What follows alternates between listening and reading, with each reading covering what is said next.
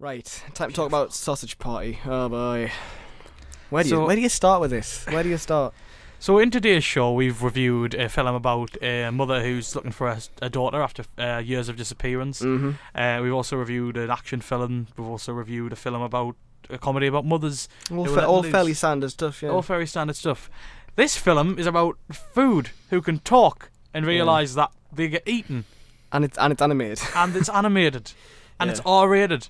Mm. And I do not understand how something like this got made. It's a 15. It's a 15, Take it yeah. R-rated back to America. Okay, yes. So basically, it's in a supermarket, and basically you've got Seth Rogen's character, who is a sausage called Frank. Get it? Yeah. Get it? And he is basically destined to be together with his bun, Brendan, played by Kristen Wiig. They are together in their packages on the 4th of July sort of display, and all of the food in the supermarket thinks that once they step out through those double doors of the supermarket, they will enter the great beyond, where they are basically, it's their heaven essentially. Yeah. And they think that's what's going to happen. However, one bottle of honey mustard comes back and says that not everything is what it seems. And essentially that's what's going to happen. They get taken, Frank, and an accident happens, and Frank and Brenda are cast aside from their packages, and they end up having to navigate the supermarket and find out the terrible truth of what actually happens to food after it leaves the supermarket. I can't believe this is actually a film. This is, I mean, and it's glorious for that, because we've actually got an R-rated, 15 rated comedy about food that can talk and about what happens after they go. And as you can imagine, there are food puns after food puns after food puns, and it's glorious. Yeah. Like, I mean, they've got, I mean... we saw this on Monday earlier. Yeah. They've been doing previews Bank Holiday Monday, and I was like, I showed my mum. I was like, I'm gonna go see this. I didn't say what it was. I just put it on, put the laptop down, and said, right, we're watching this. And she was like, oh, is this one of them sort of kids films to sneak in before they go back to school? I was like, didn't say a word. And she's like, oh, like, yeah, food, that's good, that's a good idea. And then you get the, me skin, and then you think, yeah, this isn't a kid's film. It's not a kid's film. And then again yesterday, when we saw Mechanic, the old people who were like, oh, isn't that funny? It's a swearing in an animated film. It's a kid's film. It's like, no, it's not.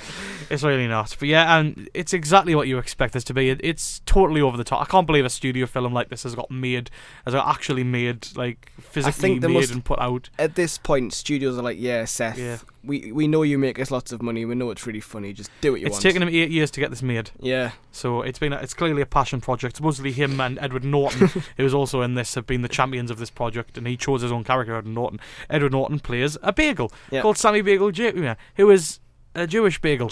And then you've got David Krumholtz as a lavash, who is an Arab lavash. Yeah. And you can guess where we're going with all this. Every one of them has a sort of quirk to them, or stereotype. I mean, as you would expect. So, and then you've got Nick Kroll as a douche, who's playing a douche.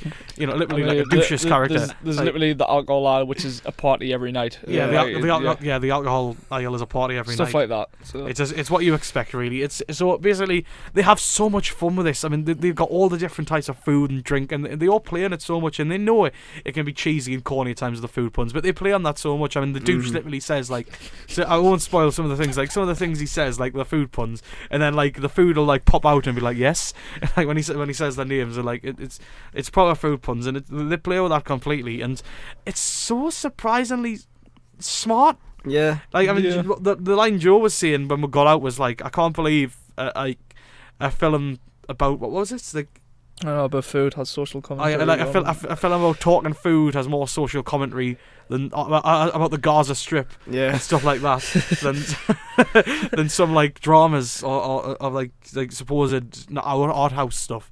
And it's unbelievable, really, that they managed to pack this much intelligence into something so outright stupid, and in a film that has a swear word almost every 10 seconds. Every 10 seconds. Well, we spoke to somebody who's also seen it, and they said, like, it's daft, it's a bit crappy, like, they're just swearing all of it. And when they said that, I was like, oh god, it's just gonna be horrible, puerile.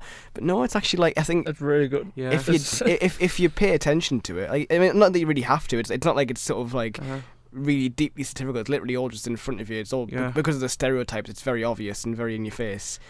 But it's funny and smart. It's not. Well, it is just them saying, like, food swearing all the time, but it's kind of got more to it as well. Yeah. It's kind of hard to sell. That, like, you've already got to trust us in this one. It's not it's hard to kind of explain, isn't it? It's hard to sort of say it's about food, but also it's about it's Israel an and extremely Palestine. stupid movie that has a lot of stupid jokes and some don't land, but there is an impressively high laugh to gag ratio. Yeah. To be honest, like you will laugh a lot, and some of them are just outright. Like we were in a packed cinema, and just some of the like outright expressions of awe and / disgust / oh my god, what is happening, which happened multiple times. Like one involving a scene on the streets, and then the major one was that last 6-minute scene, which I've still not forgotten about and might have mentally scarred me for life. There's been a lot of talk about this, and it was a scene which Sacha Baron Cohen even thought went too far. Yeah, and we've been speaking about hype. Because there's a film called Morgan, we're just saying it's been overhyped too much. I was worried that Sausage Party, because there's been so much hype about that last 6 minutes and how it was like the most shocking thing ever put to film, that it would be a letdown. It's not. It's not. I was worried that it wouldn't be quite as, or it would be just purely grotesque like the elephants in Grimsby. Nah, it's every bit as grotesque, but also as funny as you've heard it is. Yeah. It's a film where Bill Hader voices a bottle of tequila, and Salma Hayek plays a lesbian taco. Yeah. And that about sums it up. Yeah. Absolutely hilarious. There's kind of this is one thing I want to bring up, Joe. With these kind of comedy films, normally the rule for you is good party film, and I remember you said straight after.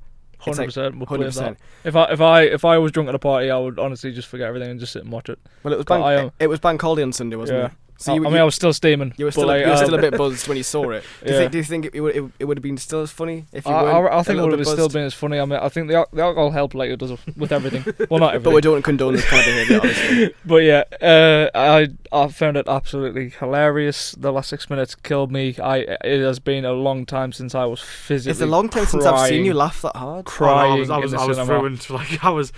My shirt was wet with tears. Like it's the funniest film I've seen this year by far. Yeah. It's not for everyone. It's No. good. This is one thing. It's not offensive. It's like a lot of people will take offense at it, but I don't think it is actually offensive. Because the ultimate moral and message is inclusion. Yeah. And this film preaches a better message of togetherness than the majority of live-action serious films have done this year. Yeah, suck it, Zootropolis. Yeah. You ain't got nothing on this. You got bunnies, we've got talking sausages. donuts and sausages, and talking toilet paper. Sausage Party. That's out in cinemas from today, and it's crazy. It's absolutely crazy. Unbelievable. Unbelievably crazy.